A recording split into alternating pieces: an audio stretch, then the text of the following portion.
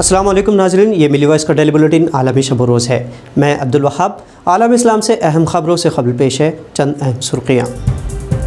ظلم کے خلاف آواز بلند کرنے والے ایغور مسلموں کے رشتہ داروں کو چین دے رہا ہے اذیتیں، اپنا جرم چھپانے کر رہا ہے پروپیگنڈہ۔ سعودی فضائی حملے کے بعد یمن نے بنایا سعودی ائیرپورٹ کو نشانہ، سال 2015 سے جاری ہے دونوں ملکوں کے درمیان جنگ۔ امریکہ نے متحدہ عرب امارات کو اسرائیل کے بائیکاٹ والی فہرست سے نکالا، دونوں میں امن معاہدے کے بعد روابط بڑھے۔ میانمار میں سیکورٹی فورسز کی پھر ظلم کی انتہا، مظاہرین پر چلائی گولیاں، 80 سے زائد ہلاک۔ اور آج ملی وائس کی خصوصی پیشکش ترکی سے، جہاں ایک امام مسجد سینکڑوں منشیات کے والد کہلاتے ہیں۔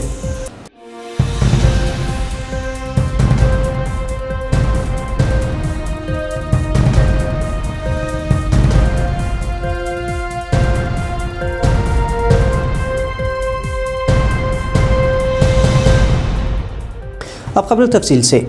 چین کے صوبہ زنجیانگ میں مسلم نسل کشی اور مظالم کو منظر عام پر لانے والے بیرون ملک میں مقیم ایغور مسلمانوں پر بھی چین شکنجہ کسنے کی کوشش کر رہا ہے۔ چین ایسے ایغور مسلم جو اس کی بربریت کے خلاف بیرون ملک آواز بلند کر رہے ہیں، ان کے رشتہ داروں کو اذیتیں دے رہا ہے۔ ایسے اب تک آدھا درجن سے زائد واقعات ہو چکے ہیں جہاں چینی کمیونسٹ حکومت آواز کو دبانے کی کوششوں میں مصروف ہے۔ چونکہ چین میں سال 2022 میں اولمپک کھیل بھی منعقد ہونے جا رہے ہیں اور اسی درمیان مغربی ممالک اور امریکہ نے چین پر پابندیاں عائد کر رکھی ہے، اس لیے عالمی تنازع سے بچنے کے لیے چین صفاقی پر اتر آیا ہے اور مسلسل میڈیا کے ذریعے پروپیگنڈہ جاری رکھے ہوئے ہے کہ اس کے دیش میں سب چنگا ہے۔ عالمی خبر رساں ادارے رائٹرز کے مطابق چین مختلف ممالک میں نہ صرف پریس کانفرنس، ڈپلومیٹس کی میٹنگ اور صحافیوں کے ذریعے جرائم چھپانے کی کوشش کر رہا ہے، بلکہ اپنے خلاف اٹھنے والی ہر آواز کو دبانے کی کوشش کرتا آیا ہے۔ سعودی عرب اور یمن میں جنگی صورتحال 2015 سے جاری ہے۔ سعودی عرب کے تازہ فضائی حملوں کے بعد یمنی فوج نے بھی منہ توڑ جواب دیتے ہوئے سعودی ایئرپورٹ کو ڈرون سے نشانہ بنایا۔ المسیرہ ٹی وی کے مطابق یمنی فوج کے ترجمان بریگیڈیئر جنرل یحییٰ ساری نے کہا کہ انہوں نے سعودی عرب کے آبھا ایئرپورٹ پر حساس مقام کو نشانہ بنایا ہے تاکہ سعودی عرب کو یہ پیغام دیا جا سکے کہ وہ یمن کے خلاف حملوں کو روکے۔ امریکی arm conflict location and event data project کے مطابق دونوں ملکوں کے درمیان جنگ سے اب تک 1 لاکھ لوگوں کی جانیں جا چکی ہے، جبکہ اقوام متحدہ کے مطابق 24 ملین یمنی انتہائی مصیبت میں ہیں، جنہیں بھوک مری، ادویات اور بنیادی اشیاء کا قلت کا سامنا ہے۔ یمن میں معاشی صورتحال کے سبب انفراسٹرکچر، اسپتال، اسکول اور فیکٹریاں انتہائی کربناک حالت میں ہیں۔ افریقی مسلم ملک جبوتی میں حکمراں اسماعیل والے کو 5ویں بار صدر منتخب کر لیا گیا ہے۔ انہیں قومی سطح پر 98% ووٹ ملے، حالانکہ یہ انتخابات تنازع کا شکار رہے جب حزب اختلاف نے عملی طور پر انتخابات کا بائیکاٹ کیا۔ تقریباً 10 لاکھ کی آبادی والے جبوتی جیسے چھوٹے سے ملک میں 73 سالہ والے سال 1999 سے کرسی پر براجمان ہیں اور 2,15,000 ووٹوں پر مشتمل رائے دہندگان نے انہیں 5ویں بار صدر منتخب کیا ہے۔ انتخابات میں فرائض انجام دینے والے افسران کے مطابق یہ انتخابات پوری شفافیت کے ساتھ انجام دیے گئے۔ اس ملک کو فرانس سے 1977 میں آزادی ملی تھی، تب بطور صدر گولے کے رشتہ دار حسن عبدون صدر بنے تھے۔ اپنے پڑوسی ملک صومالیہ اور یمن میں عدم استحکام کے باوجود جبوتی جیسا چھوٹا سا ملک امریکہ، فرانس اور چین کے ہمراہ بہتر تعلقات سے مستحکم رہا ہے۔ جبوتی کی 98% آبادی مسلم ہے۔ اسرائیل سے امن معاہدے کے بعد امریکہ نے متحدہ عرب امارات کو اسرائیل کا بائیکاٹ کرنے والے ممالک کی فہرست سے نکال دیا ہے۔ امریکہ میں متحدہ عرب امارات کی سفارت خانے کی جانب سے جاری بیان میں کہا گیا کہ امارات نے اگست 2020 میں اسرائیل کی بائیکاٹ ختم کر دی تھی۔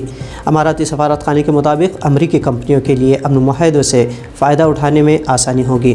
آپ کو بتا دیں کہ گزشتہ برس اگست میں اسرائیل اور UAE کے درمیان امن معاہدے ہوئے تھے، جس کے بعد دونوں ممالک کے سفارت خانے کھلنے پر اتفاق بھی کیا گیا تھا۔ میانمار کے باگو شہر میں سیکورٹی فورسز کے تازہ کریک ڈاؤن میں 80 سے زائد افراد ہلاک ہو گئے ہیں۔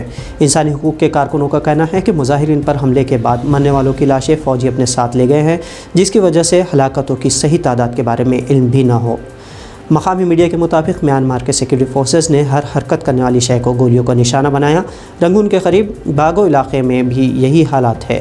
سماجی تنظیموں نے خدشہ ظاہر کیا ہے کہ اس قتل عام میں ہلاکتوں کی تعداد کئی زیادہ ہو سکتی ہے، کیونکہ برما یعنی میانمار کی فوج وحشیت میں بربریت کی عروج پر ہے۔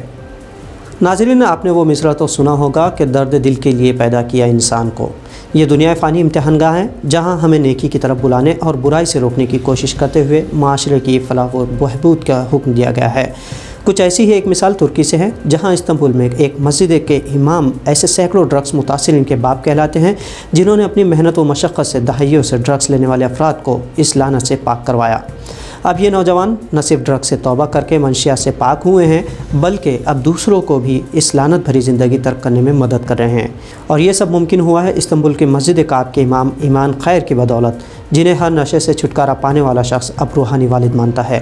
خیر کی نشہ مخالف مہم کی خصوصیت یہ ہے کہ وہ صرف مسلم ہی نہیں بلکہ ہر مذہب سے تعلق رکھنے والے ڈرگس متاثر کو اس دلدل سے نکالنے کی کوشش کرتے ہیں۔ ترکی کے خبر رساں ادارے TRT سے بات کرتے ہوئے خیر نے کہا کہ ہمارے آقا رحمت عالم حضرت محمد صلی اللہ علیہ وسلم کی تعلیمات ہر کسی کے لیے بھلائی کا پیغام دیتی ہے، اور مسجد نبوی کی طرز پر ہم ہماری مساجد کو مرکز بنا کر اسی طرح کے سماجی اقدامات کرتے ہیں تو ہم حقوق اللہ کے ساتھ ساتھ حقوق العباد کے فرائض بھی انجام دے سکتے ہیں۔ تو ناظرین، یہ تھی عالم اسلام سے اہم خبریں۔ دیگر خبریں، تصحیح اور تصاویر کے لیے ملی وائس کو فیس بک، یوٹیوب، انسٹاگرام اور دیگر سوشل میڈیا پلیٹ فارمز پر سبسکرائب اور فالو کرنا نہ بھولیں۔ عبدالوہاب کو اجازت دیجیے، اللہ حافظ۔